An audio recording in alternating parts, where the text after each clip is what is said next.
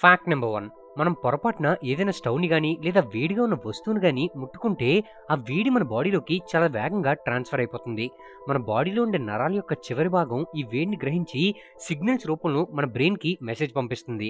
ఈ సిగ్నల్స్ ఏకంగా గంటకి 430 కిలోమీటర్ల వేగంతో ప్రయాణించి మన బ్రెయిన్‌కు ఇన్ఫర్మేషన్ అందజేస్తుంది. దీంతో మన బ్రెయిన్ వెంటనే మన బాడీని యాక్టివేట్ చేసి అక్కడి నుంచి చేతిని వెంటనే తీసేలా చేస్తుంది. ఇదంతా కేవలం ఫ్రాక్షన్ ఆఫ్ సెకండ్స్‌లో మనకు తెలియకుండానే జరిగిపోతుంది. Fact number 2. ఈ భూమి నుంచి మనకు లభించే ఎలిమెంట్స్‌లో అత్యంత ఖరీదైన ఎలిమెంట్ అంటే ప్రపంచంలోనే అత్యంత విలువైన ఎలిమెంట్ ఏంటంటే మనం గోల్డ్ లేదా ప్లాటినం అని అనుకుంటాం. కానీ కాదు. అత్యంత విలువైన వస్తువు ఏదంటే ఫ్రాన్షియం. దీని యొక్క అటామిక్ నంబర్ 87. దీని 1 గ్రామ్ విలువ $1 బిలియన్ అంటే సుమారుగా 1 గ్రామ్ విలువ 7,000 కోట్ల రూపాయల కంటే ఎక్కువే ఉంటుంది. ఈ ఫ్రాన్షియం భూమిలో దొరుకుతుంది కానీ దీన్ని తీసిన 22 నిమిషాలకే దీనిలో సగం ఆవిరైపోతుంది. ఇంత త్వరగా ఇలాగ అయిపోవడం వల్ల దీన్ని తీయడం సాధ్యం కాదు. ఇది మొత్తం భూమి మీద కేవలం 24.5 గ్రాములు మాత్రమే ఉందని అంచనా. దీన్ని తీయడం సాధ్యం కాదు కాబట్టి దీన్ని ల్యాబ్స్‌లో ఆర్టిఫిషియల్‌గా తయారు చేస్తారు. కానీ ఇది చాలా ఖరీదుంటుంది. Fact number 3. ఇదొక స్విమ్ సూట్. దీని పేరు ఎల్జెడార్ laser swim suit.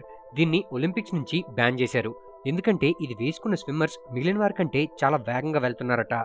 Michael Phelps అనే స్విమ్మర్ ఈ స్విమ్ సూట్ వేసుకుని కేవలం ఒక్క ఏడాదిలో జరిగిన ఒలింపిక్స్‌లో ఇప్పటి వరకు ఏ అథ్లెట్ సాధించలేనన్ని గోల్డ్ మెడల్స్ సాధించాడు. అసలు ఏం జరిగిందంటే 2008 సంవత్సరంలో స్విమ్‌వేర్ తయారు చేసే స్పీడో అనే కంపెనీ నాసాతో కలిసి ఎల్జెడార్ రేజర్ స్విమ్ సూట్ ని తయారు చేసింది. ఈ సూట్ షార్క్ స్కిన్ లా ఉంటుంది.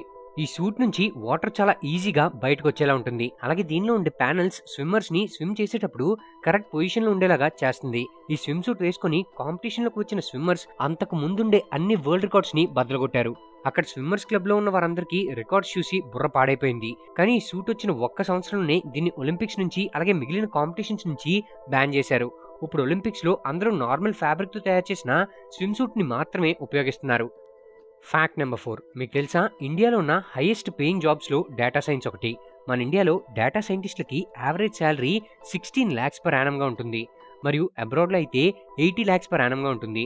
ఫ్యూచర్లో ఈ డేటా సైంటిస్టులకి మంచి డిమాండ్ ఉండబోతుంది. ఫ్రెండ్స్, నెక్స్ట్ టాపిక్లోకి వెళ్లే ముందు ఒక చిన్న విషయం. ఫ్రెండ్స్, 2024లో మోస్ట్ ట్రెండింగ్ జాబ్స్ ఏంటో చూస్తే ఫస్ట్ ప్లేస్లో డేటా సైన్స్ ఉంది.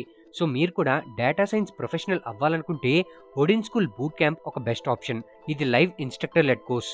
ఈ కోర్స్ ద్వారా మీరు 6 monthsలో ఒక స్కిల్డ్ డేటా సైన్స్ ప్రొఫెషనల్గా అవ్వచ్చు. దీనిలో project based learning, personalised mentorship, live weekend classes and recorded lectures ఉంటాయి. వీళ్ళకి గూగుల్, ఇన్ఫోసిస్, ఐబీఎం వంటి 500కి పైగా హైరింగ్ పార్ట్నర్స్ ఉన్నారు. ఈ కోర్స్ ప్రైస్ 75,000 ప్లస్ జీఎస్టీ ఉంటుంది. అంతేకాదు మీరు ఒకేసారి ఫీజు మొత్తం చెల్లించాల్సిన అవసరం లేదు. 5,000 ప్లస్ జీఎస్టీ పే చేసి సీట్ రిజర్వ్ చేసుకోవచ్చు. మిగిలిన అమౌంట్ 3 to 12 monthsలో నో కాస్ట్ ఈఎంఐ ద్వారా పే చేసుకోవచ్చు. మరొక పేమెంట్ ఆప్షన్ కూడా ఉంది. అదేంటంటే మీరు జస్ట్ 40,000 పే చేస్తే సరిపోతుంది. ఇది కూడా మీరు 2 ఇన్స్టాల్మెంట్స్లో పే చేయొచ్చు. మీకు జాబ్ వచ్చిన తర్వాత మాత్రమే మీ యాన్యువల్ సిటీసీలో 10% పే చేయాల్సి ఉంటుంది. ఒకవేళ జాబ్ రాకపోతే మీరు ఎక్స్ట్రా అమౌంట్ పే చేయాల్సిన అవసరం లేదు. అంటే వీళ్ళు అంత కాన్ఫిడెంట్గా ఉన్నారు. మీకు నచ్చిన పేమెంట్ ఆప్షన్ సెలెక్ట్ చేసుకోవచ్చు. అంతేకాకుండా వీళ్ళు ప్లేస్మెంట్ అసిస్టెన్స్ కూడా ప్రొవైడ్ చేస్తున్నారు.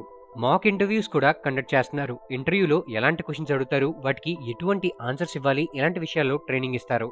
నెక్స్ట్ కోహార్ట్ 28 సెప్టెంబర్న స్టార్ట్ అవబోతుంది.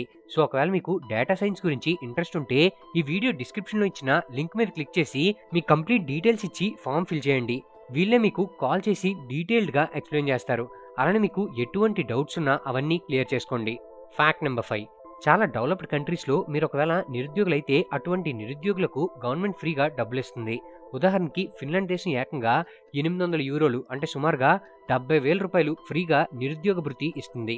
ఇంత డబ్బు గవర్నమెంట్ ఇస్తుంటే ఇంకా జాబ్ చేయాల్సిన అవసరం ఏముందని అనుకుంటున్నారా? కానీ ఫిన్లాండ్ గవర్నమెంట్ సిస్టమ్ ఎలా ఉంటుందంటే ఈ నిరుద్యోగ భృతి కేవలం 400 రోజులు మాత్రమే లభిస్తుంది. అంటే సుమారుగా 1 సంవత్సరం వరకు ఇస్తుంది. అలాగే ఎవరైతే నిరుద్యోగులు ఉన్నారో వాళ్ళు జాబ్ కోసం అక్కడుండే గవర్నమెంట్ వెబ్సైట్లో రిజిస్టర్ అవ్వాలి. అలాగే జాబ్స్ కోసం ట్రై చేయాలి. మీకు గవర్నమెంట్ నుంచి వచ్చే బెనిఫిట్ కావాలంటే మీరు ఎన్ని జాబ్స్ ట్రై చేశామని, అలాగే ఎన్ని జాబ్స్ రిజెక్ట్ అయ్యాయని గవర్నమెంట్కి అప్డేట్ ఇవ్వాలి. మరియు ప్రూఫ్ కూడా సబ్మిట్ చేయాలి. ఈ బెనిఫిట్ గవర్నమెంట్ ఎవరికి పడితే వాళ్ళకి ఇవ్వదు. మీకు మినిమం ఎడ్యుకేషనల్ క్వాలిఫికేషన్ ఉండాలి.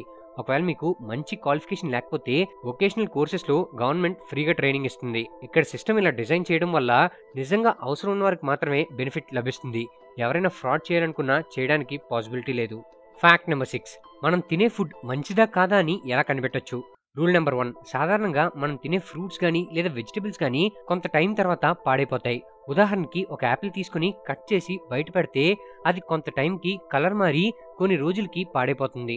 ఇలా ఏదైనా కొన్ని రోజులకి పాడైపోవాల్సిందే. కానీ ఇలా బయటకు వదిలేసినా కూడా చాలా రోజుల వరకు అది ఏమీ అవ్వకుండా ఉంటుందంటే అది మంచి ఫుడ్ కాదని అర్థం. త్వరగా పాడవకుండా ఏదైనా కెమికల్స్ కలిపి ఉండొచ్చు. ఒకవేళ బర్గర్‌ని వారం రోజుల పాటు బయట వదిలేసినా కూడా దానిలో పెద్ద చేంజ్ ఏమీ ఉండదు. ఎందుకంటే మైక్రో ఆర్గానిజమ్స్ కూడా మంచి ఫుడ్‌కే అట్రాక్ట్ అవుతాయి. రూల్ నెంబర్ 2, ఏదైతే ఫుడ్ పొలం నుంచి డైరెక్ట్‌గా మీ ఇంటికొస్తుందో అది మంచి ఫుడ్. అలా కాకుండా మధ్యలో ఏదైనా ఫ్యాక్టరీకి వెళ్ళిందంటే అక్కడ ఫుడ్‌ని బాగా ప్రాసెస్ చేస్తారు. ఒకవేళ ఇలా ప్రాసెస్ చేస్తే అలాంటి దాన్ని ఫుడ్ అనరు, ప్రొడక్ట్ అంటారు. ఉదాహరణకి పొటాటో రియల్ ఫుడ్. కానీ దాన్ని బాగా ప్రాసెస్ చేసి లేస్‌గా తయారు చేస్తే దాన్ని ప్రొడక్ట్ అంటారు. రూల్ నెంబర్ 3, ఎప్పుడు కూడా టీవీ యాడ్స్‌లో చూపించే ఫుడ్స్‌ని అస్సలు తినొద్దు. ఏ టీవీ యాడ్ కూడా ఎప్పుడు మనకి మంచిగా అసలైన ఫ్రూట్స్ తినండి అని చూపించదు. ఎందుకంటే ఏ ఇండస్ట్రీకైనా సరే అసలైన ఫుడ్ తింటే ప్రాఫిట్ రాదు కాబట్టి. ప్రతి కంపెనీ వాళ్ళ ప్రాఫిట్స్ కోసం ప్రాసెస్ చేసి, ప్యాక్ చేసి ఫేక్ ఫుడ్‌ని అమ్ముతారు. ఇవి హెల్త్‌కి అంత మంచిది కాదు. ఫ్యాక్ట్ నెంబర్ 7, జూన్ 2023 సంవత్సరంలో కొంతమంది టైటానిక్ షిప్‌ని చూడడానికి టైటాన్ అనే అండర్ వాటర్ క్యాప్సూల్‌లో సముద్రంలోకి వెళ్లారు. కొంత దూరం వెళ్ళిన తర్వాత ఆ క్యాప్సూల్ సముద్రం యొక్క వాటర్ ప్రెషర్ తట్టుకోలేక పేలిపోయింది. వెళ్ళిన 5గురు వెంటనే చనిపోయారు. ఈ విషయం అందరికీ తెలిసిందే. అయితే వెళ్ళిన వారు వెంటనే చనిపోయారు కదా అంటే ఎంత టైంలో చనిపోయారనే విషయం మీకు తెలిస్తే నిజంగానే ఆశ్చర్యపోతారు. సాధారణంగా మనకి ఏదైనా దెబ్బ తగిలినప్పుడు ఆ బాధ మనకు తెలియడానికి మన బ్రెయిన్‌కు 100 మిల్లీ సెకండ్లు పడుతుంది. అలాగే మనం ఏదైనా వస్తువుని చూస్తున్నప్పుడు మనం ఏం చూస్తున్నాం అని గుర్తించడానికి బ్రెయిన్‌కి 13 మిల్లీ సెకండ్లు పడుతుంది. కానీ సముద్రం యొక్క ప్రెషర్ వల్ల టైటాన్ పేలిపోవడానికి పట్టిన సమయం ఎంతో తెలుసా? కేవలం 1 మిల్లీ సెకండ్. సాధారణంగా మనం కళ్ళు మూసి తెరవడానికి 100 మిల్లీ సెకండ్లు పడుతుంది. కానీ వీళ్ళు 1 మిల్లీ సెకండ్ దగ్గర చనిపోయారు. అంటే అసలు ఏం జరిగిందో తెలియక ముందే వాళ్ళు చనిపోయారు.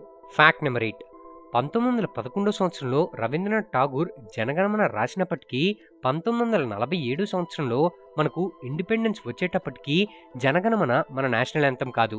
అయితే జనగణమన 24 జనవరి 1950 సంవత్సరంలో అధికారికంగా నేషనల్ యాంథమ్‌గా ఆమోదించబడింది. ఫ్యాక్ట్ నెంబర్ 9, ఇండియా మనం అనుకున్న దానికంటే చాలా పురాతనమైనది. చాలామంది ఈజిప్ట్ దేశం ప్రపంచంలోనే చాలా పురాతనమైనదని అనుకుంటారు. కానీ ఒకసారి ఇక్కడ కనిపిస్తున్న ఈ సీల్‌ని చూడండి. దీన్ని పశుపతి ముద్ర అంటారు. ఈ ముద్ర 5000 నుంచి 6000 సంవత్సరాలు పురాతనమైనది. అలాగే మీరు ఇక్కడ కనిపిస్తున్న ఈ విగ్రహం యొక్క వయసు ఎంత ఉంటుందో చెప్పగలరా? ఇది శివకల్ప విగ్రహ అనే విగ్రహం. యూనివర్సిటీ ఆఫ్ కాలిఫోర్నియా ప్రకారం ఈ విగ్రహం యొక్క వయసు సుమారుగా 28,450 సంవత్సరాలు ఉండవచ్చట. ఆలోచించండి, కేవలం విగ్రహమే ఇన్ని వేల సంవత్సరాలు పురాతనమైనదైతే ఇంకా ఇండియా ఎంత పురాతనమైనదో మీ ఊహకే వదిలేస్తున్నాను. ఫ్యాక్ట్ నెంబర్ 10, ఒకవేళ మనం ఒక పెద్ద లిఫ్ట్‌ని భూమి నుంచి స్పేస్ వరకు కన్‌స్ట్రక్ట్ చేస్తే భూమి యొక్క గురుత్వాకర్షణ శక్తి భూమి మీద ఉండే బిల్డింగ్స్ లానే ఆ లిఫ్ట్‌ని కూడా గట్టిగా పట్టి ఉంచుతుంది. కానీ బాగా పైకి వెళ్ళే కొద్దీ లిఫ్ట్ యొక్క బరువు బాగా పెరిగి ఒక పాయింట్‌కి వెళ్ళిన తర్వాత లిఫ్ట్ స్టేబుల్‌గా ఉండకుండా అటు ఇటు ఊగుతుంది. ఒకవేళ లిఫ్ట్ పడిపోకుండా మనం సుమారుగా 35,000 కిలోమీటర్ల ఎత్తును నిర్మిస్తే భూమి యొక్క గ్రావిటేషనల్ ఫోర్స్ అక్కడ ఉండదు కాబట్టి మనం ఒక పెద్ద వెయిట్‌ను మనం లిఫ్ట్ చివర ఉంచగలిగితే ఆ వెయిట్ స్పేస్‌లోకి తేలుతూ లిఫ్ట్‌ను స్టేబుల్‌గా ఉంచుతుంది. ఓకే ఫ్రెండ్స్, ఈ వీడియో పైన మీ అభిప్రాయాన్ని మా కమెంట్ బాక్స్‌లో తెలియజేయండి. ఈ వీడియో కనుక మీకు నచ్చినట్లయితే లైక్ చేసి మీ ఫ్రెండ్స్ అందరికీ షేర్ చేయండి. ఇలాంటి మరిన్ని ఇన్ఫర్మేటివ్ మరియు ఆసక్తికరమైన విషయాల కోసం మా ఛానల్‌ని సబ్స్క్రైబ్ చేసుకోండి. మేము వీడియో పెట్టగానే మీకు నోటిఫికేషన్ రావాలనుకుంటే సబ్స్క్రైబ్ పక్కనే ఉన్న బెల్ ఐకాన్‌ని యాక్టివేట్ చేసుకోండి. మా నుంచి మరిన్ని అప్డేట్స్ పొందడం కోసం ఫేస్‌బుక్, ఇన్‌స్టాగ్రామ్, ట్విట్టర్ మరియు టెలిగ్రామ్ గ్రూప్స్‌లో మా ఛానల్‌ని ఫాలో అవ్వండి. వాటి తాలూకా లింక్స్ డిస్క్రిప్షన్‌లో ఇవ్వడం జరిగింది. Thank you for watching.